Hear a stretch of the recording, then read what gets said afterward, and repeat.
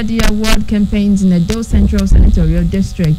The party's campaign train was at Ogwa Community in Asan West, Udo Community Ward 5 in Igwebe rather, among other wards, where supporters of the party came out to show support for the candidates of the party. Isayamo said when elected, he would provide hospital and other basic amenities in the communities visited, as well as empower women and youths.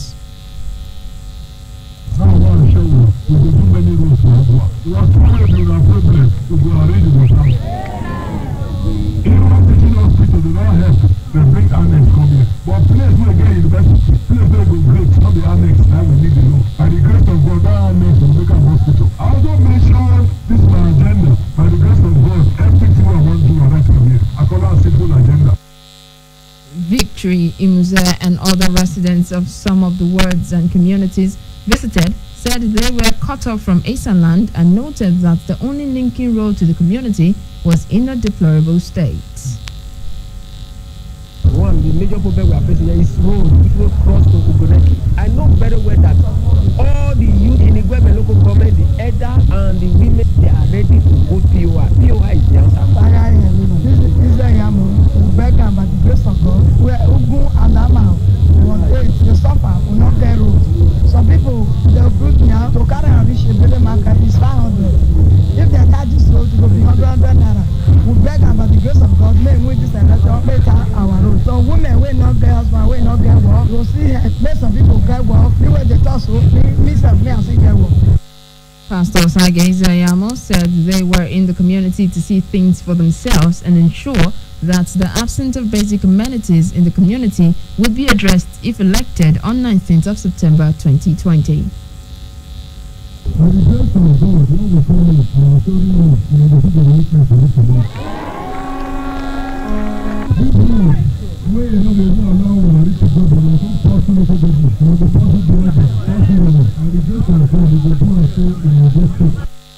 Former Governor of Edo State, Comrade Adams Oshiomhole, and other chieftains of the APC appealed to the residents to vote for the candidate on September 19. The APC candidate received royal blessing from the Onoje of Opoji, His Royal Highness Ayonoje Ehidiame. The party is expected to commence its word-to-word campaign in Edo South today. And the Inspector General of Police, Mohammed Adamu, has cautioned politicians and the electorates in Edo and Ondo State against threatening the nation's democracy and security during the forthcoming governorship elections holding on September 19 and October 10, respectively. He said anyone who attempted to test the will of the security forces would be identified and brought to justice regardless of political leanings. Addressing about 79 police mobile force squadron commanders at the meeting in Abuja on Monday, the IG reiterated his pledge to ensure a level playing field for all candidates during the polls, adding that the force would be professional and neutral. And KUFM News continues right after this break. Do stay with us.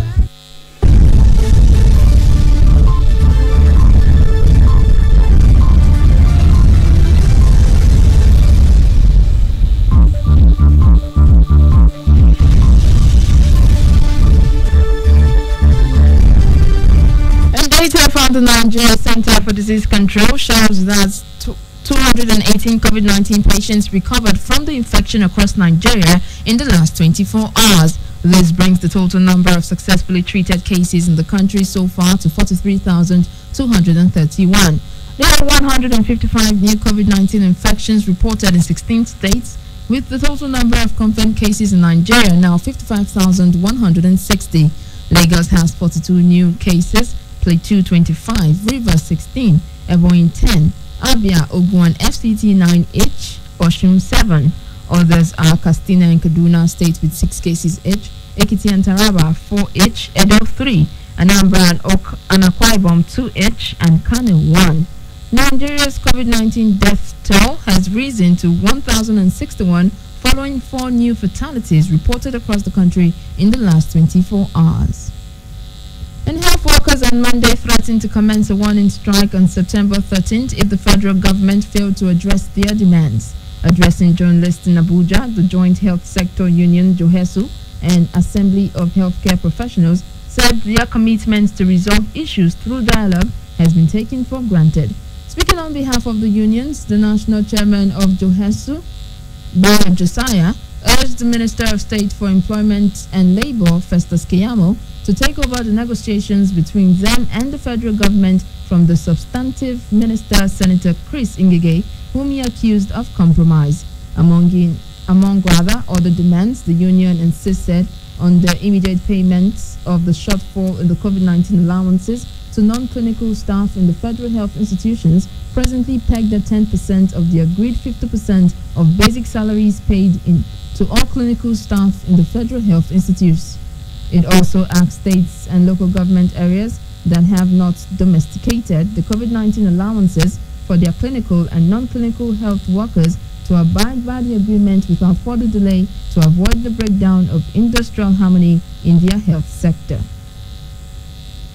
Meanwhile, Nigerian resident doctors in state-run hospitals began an indefinite strike on Monday to demand a pay rise, better welfare, and adequate facilities. The industrial action by the National Association of Resident Doctors, NARD, which represents some 40% of doctors, is the latest in a string of stoppages by medical personnel to hit Nigeria.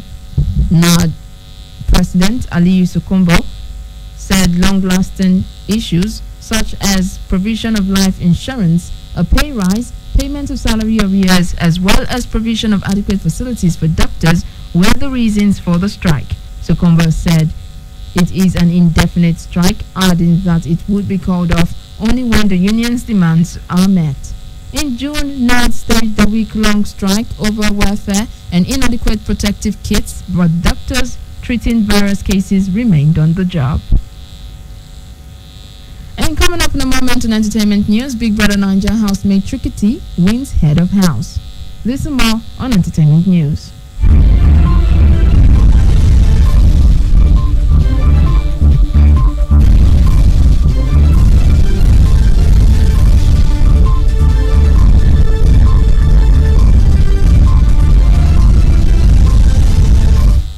News break on KU 92.7 FM Benin City. In some entertainment news, lockdown housemate Tricky T has won his first ever head of house games in the show's 8th week. The housemates win and the accompanying immunity comes at a vital period in the game, especially as he has been up for possible eviction for the last 3 weeks in a row. Assistant Tricky T for the week is Lekon, who is also the first-timer in the role. The pair will enjoy the luxuries of the head of house lounge. And Erica has broken her silence of her disqualification from the 5th season of the lockdown edition of Big Brother Naija ongoing show. In an exclusive interview with the show's organizers, the 26-year-old actress tendered an unreserved apology to housemates including Lekon Prince Dorothy for her behavior. Erica also briefly spoke about her involvement with Kidwaya, saying it may have negatively influenced her game while hinting on some of the qualities that first attracted her to him. She said Kidwaya played a role in getting strikes. On her rift with Lekon, the reality star admitted she may have gone out of line, but things were sour between them because he tried to taint her image after one time drunken attempt to kiss him. With the show behind her, Erica reveals that the biggest lesson she learned from the show is to be content with being by herself. Erica was disqualified from the ongoing 5th season of the Big Brother Naija reality show after an outburst that saw her threaten housemates and interfere with the show's production process. In other news, American singer and songwriter Teyana Taylor and her husband, Iman Shumpert, who is a United States basketball player, are parents again. The couple welcomed a newborn baby girl named Rue Rose. Rue arrived hours after Teyana's baby shower. The baby shower was held on Saturday, September 5th, and had several celebrities in attendance. Teyana gave birth on Sunday, September 6th. And that's it from entertainment. And in sports, Japan's Olympics minister says Tokyo Games must be held in 2021 at any cost. This and more on our sports decks.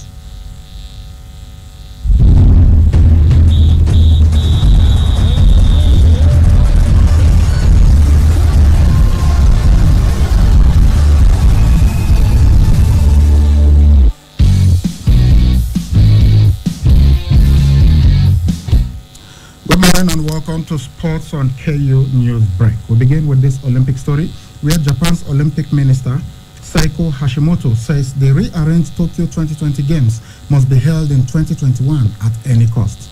The Tokyo 2020 Olympics, which had been due to start in July, was postponed for a year in March amid the coronavirus pandemic. On Monday, the International Olympic Committee said the event will go ahead with or without COVID. And today, Hashimoto said everyone involved is working together to prepare, while the athletes are also making considerable efforts towards 2021. Olympic organizers are looking at over 200 proposals on how best to deal with COVID-19, including easing traffic restrictions for athletes, antivirus measures, and the athletes' village and how to cope with spectators. Tokyo 2020 Chief Executive Toshiro Muto has already said the games will be simplified and not be done with grand splendor. And on to football now. English side Everton have signed Colombian star James Rodriguez from Real Madrid in a deal worth £20 million. Rodriguez joins Everton on a 2-year contract with the option for a further season. He signed for Real Madrid from Monaco in 2014 after winning the Golden Boot at the World Cup in Brazil that summer. Rodriguez, who was entering the last year of his contract with the Spanish champions, featured 14 times for Zinedine Zidane's side last season. It is the 3rd time he has been signed by Everton boss Carlo Ancelotti, having joined the Italian at Real Madrid and Bayern Munich. He won the Portuguese league 3 years running before the age of 21, during which time he became the youngest to win the division's Player of the Year award, age 20 in 2012, before Monaco bought him for £38.5 million. He scored 10 goals and made 14 assists in 38 appearances for Monaco before impressing on the global stage, scoring 6 goals to win the World Cup Golden Boot in Brazil 2014, which helped him move to Real Madrid. And finally, to tennis, where 6-time champion Serena Williams battled through a challenging 3-set test against Greek 15th seed Maria Sakkari to reach the US Open quarterfinals. Williams looked composed as she took the first set in 37 minutes. The 3rd seed, however, lost a close tiebreak in the second and was forced to find her best tennis to come from a breakdown in the 3rd, which she won 6-3 for a 6-3, 6-7, 6-3 triumph. The American is seeking a 24th Grand Slam singles title as she attempts to equal Margaret Court's record all-time. Her next opponent is Bulgaria's Svetlana Pironkova, who has never reached the US Open quarterfinals and is playing her first tournament since Wimbledon 2014. Pironkova beat French world number 56 Alice Cornet 6-3, 6-7, 6-3. Elsewhere, American second seed Sofia Kenin, the 2020 Australian Open winner, lost 3-6, 3-6 to Elise Martins of Belgium. Martins, seeded 16th, will face Victoria Azarenka of Belarus in the last 8 after the former world number 1 reached her first Grand Slam quarterfinals in more than 4 years. The 31-year-old fought back from a setdown to beat Czech 20th seed Karolina Muchova 5-7, 6-1, 6-4. And that's sport on KU News Break. I am Saliu Ibrahim. Back to you, Omar. And that's the news, but before we go, a quick recap of the headlines.